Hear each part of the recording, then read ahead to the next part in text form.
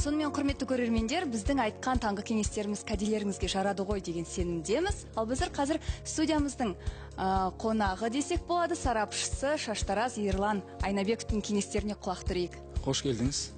Ерлан, биылғы жылы қандай шаш үлгісі сәнде? Биылғы жылы шаш үлгілері жыл сайын өзгеріп тұрады.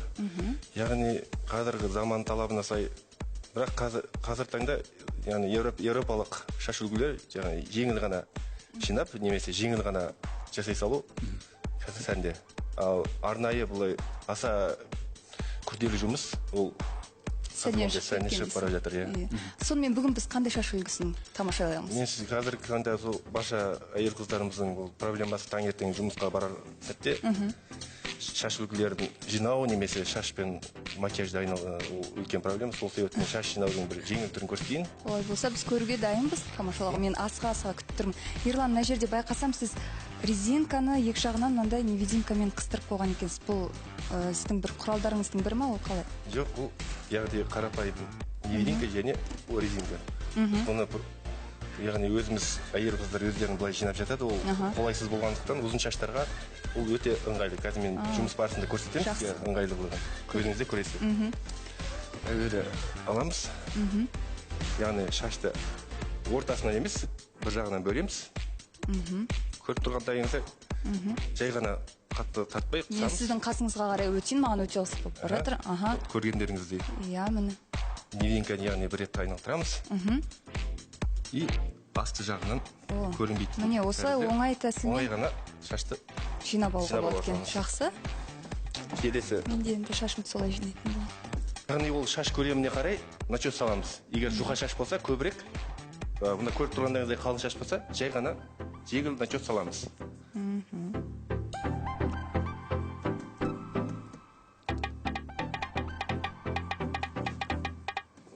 Көріп тұрғандағындай жеңіл начес салып, келесі міне мен дайындап қойдым алдын ала, көргендеріңіздей. Бұл резинкемен жаңағы сеткамыз. Паутинек деп айтылады. Яғни оны көріп тұрғандай тәрізде салып, бүкіл шашты паутинектің ішіне салып жібереміз. Яғни бұл шашқа арналған торды кез келген дүкеннен табуға болады? Жоқ, бұны кез келген дүкеннен табуға болмайды. Бұны арнайы шашқа арналған құрылғылар сататын дүкендерде ғана сатылады. Сол себептен, бірақ қалада көп табуға болады іздесең. Яғни қолжетімді? Қолжетімді. Келесі айналым, шашты көріп тұрғандарыңыздай тор кигізгеннен соң шаш қалай бұрсаңыз, солай ғана бұрыла береді. Яғни сіз қазір түйіп жатырсыз, шашты? Шашты жеңіл ғана түйетін. Оға тәрізде шашты жинаймыз. Содан соң түрлі фигураға келтіруге болады.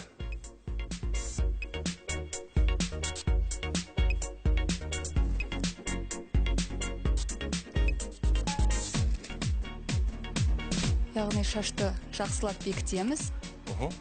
Немесе ол ары қарай өзіңіздің фантазияңыз, ол қалай жүрмек дейсіз, өзіңіздің пішіні, өзің фантазияңа қарап, немесе өзіңе ыңғайлы жағдайда шашты жинай беруге болады. Батыр, міне көрдің бе, бүгінгі жасап жатқан шаш үлгісінде ең басты рөлін меніңше атқарып тұрған бұл шашқа арналған тор. Яғни шаштың бәрін сол торға сала салып, бірден өзіңе қалаған пішінге келтіре саласың. Меніңше басты рөлді атқарып жатқан бұл шаш. Өйткені мен шашым жоқ болмаса мен олай түйе алмаймын.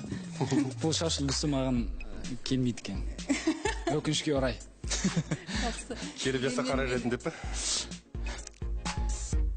Өте әдемі, жеңіл. Жеңіл ғана. Ең бастысы оңай. Әрбір қыз келіншектердің қолынан келеді деп ойлаймын. Көріп тұрғандарыңыздай жай ғана жинадым. Көріп тұрғандарыңыздай шаш үлгіміз дайын болды. Бір 5 минут, 10 минут көлемінде мынандай шаш үлгілерін жасап қолға болады.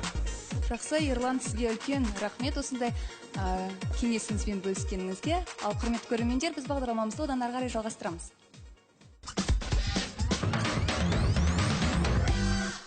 Қазақстанда бір шаңырақ астында өмір сүріп жүрген түрлі ұлттар мен ұлыстардың бірлігі, ынтымағы басқа мемлекеттерге